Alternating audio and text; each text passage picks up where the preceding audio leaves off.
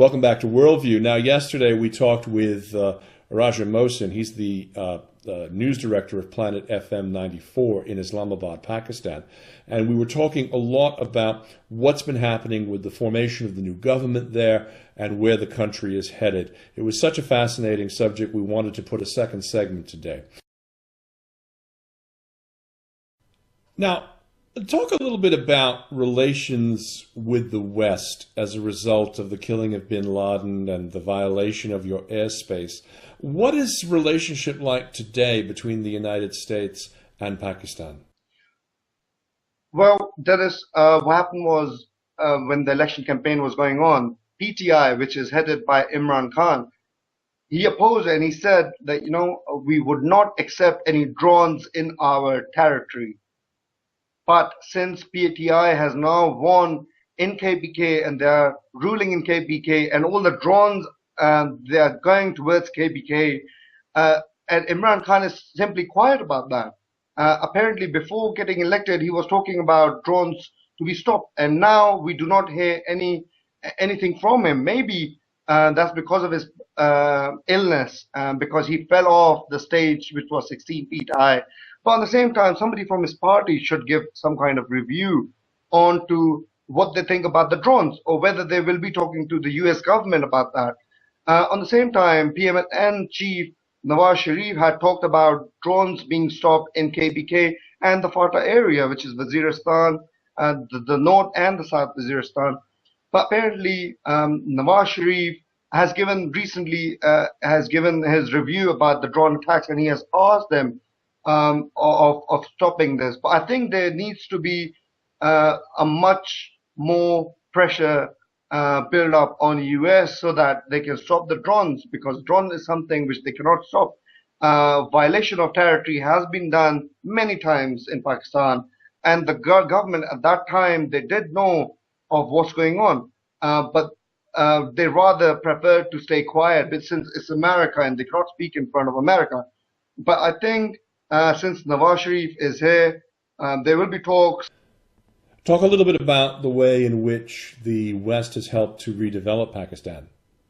America is playing a key role in giving us electricity, in opening up new projects, in giving funds for the new projects as well. So America is there. They're doing a lot of programs in terms of students, which 94 does as well with them. On the same time, there's a lot of programs in terms of culture. We have a lot of bands coming from US and Western ends into Pakistan and performing. So there's a lot of things happening up in Islamabad, Lahore and Karachi. The US is playing a lot of key roles. On the same time, I need to talk about the UK government as well. UK government has a department called UK Aid, which is on the same time called DFID. Now, DFID is playing a key role in Pakistan in the development sector. Now, currently they're working in the Upper Sindh, where they are giving more schools, they're building up more buildings, they're building up the whole structure so that the new generation, they get educated and they can groom up and they can look after their families by themselves. So I think currently the most key role which is being played is by the two governments, which is the US and the UK, and both have their departments, which is US Aid and UK Aid. Now, beyond just the West, you've also had some investment from the East as well, and there seems to be a thawing of relationships with your neighbors, India. Talk a little bit about that.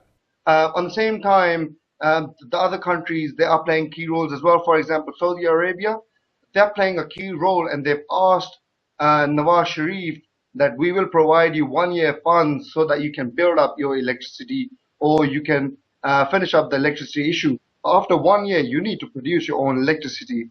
Now, this is something that we are getting from the Saudi Arabia as well. So I think the Western world and other places, they are helping us a lot. If we talk about Asian countries, then India was the first country to give invitation to PMLN chief after he won the elections, meaning we will have better terms with India. And since PMLN is the party of businessmen, and I think India and other countries, they're very much into business. So I think we will have a better economic situation as well. But obviously, when a new government takes place, then it takes time to look after everything, because there's too many issues that needs to be looked after. When we look at Pakistan, you've got the borders with Afghanistan and Waziristan, where there's an awful lot of, shall we say, not just Al-Qaeda, but rebel dissident sort of forces there. A lot of the violence is still there. Talk a little bit about how the country deals as a whole, as a nation, with the amount of unrest that's there. People in Pakistan have a lot of issues. If we talk about the normal people, then they do want food, they do want shelter, they do want water, electricity, and these problems. Once they get out of these problems, then comes the bigger problem, which is the terrorism. Then they will think about that. But since all the political parties, that's my review. I, being a journalist, am giving you a review. If you know that your kids are hungry, if you know that your kid needs water to drink, if you know your kid's studying, he needs electricity, you would look after those problems rather than you go outside and be rebellious and be activist and talk about things like terrorism or anything like that. So I think a lot of people in Pakistan, they are into that kind of thing. But there's a different side to Pakistan as well, where we have the youngsters.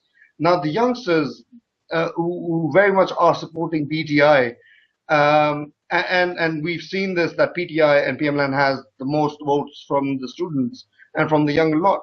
But they, because they don't have any kind of issue other than their studies, they can talk about terrorism as well. And there has been many activities in terms of this as well.